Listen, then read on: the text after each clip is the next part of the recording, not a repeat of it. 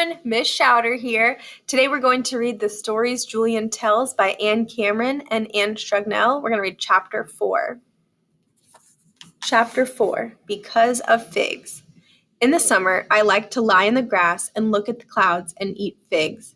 Figs are soft and purple and delicious. Their juice runs all over my face, and I eat them till I'm so full I can't eat any more. Because of figs, I got a strange birthday present, and because of that birthday present, I had some trouble. This is what happened. It all started a long time ago when I had my 4th birthday. My father came home from work and said, "I have something for you, Julian. Go look in the car." I ran to look, and Huey ran after me, tripping on his shoelaces.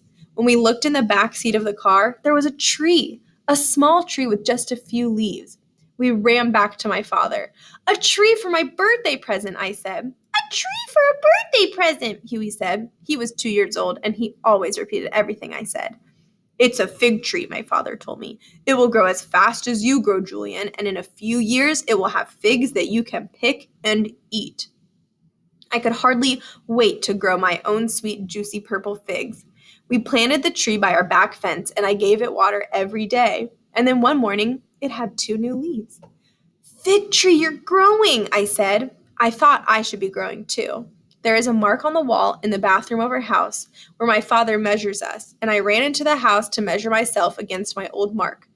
I pressed my hand against my head, flat to the wall, and checked where my hand was compared to the old mark. I wasn't any taller. I walked outside to the fig tree. "I'm not any taller," I said. I touched the fig tree's new leaves. "I want to grow too," I said. "You know how to grow, and I don't," I told the fig tree. The fig tree didn't say a word. "Maybe what makes you grow will make me grow," I told it. And very quickly, I picked the fig tree's new leaves and ate them.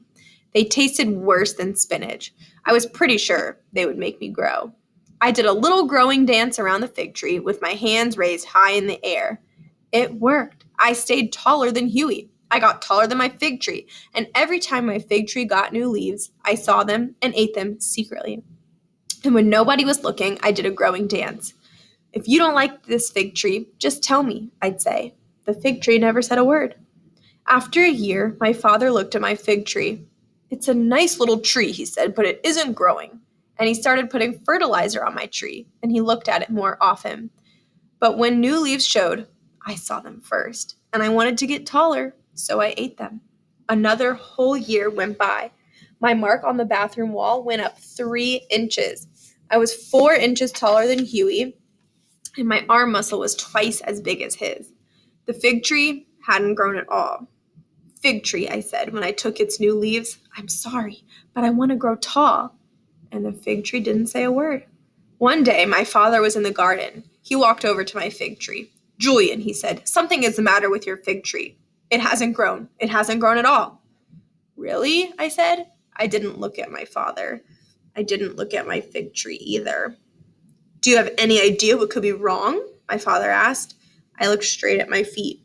I crossed my toes inside my shoes.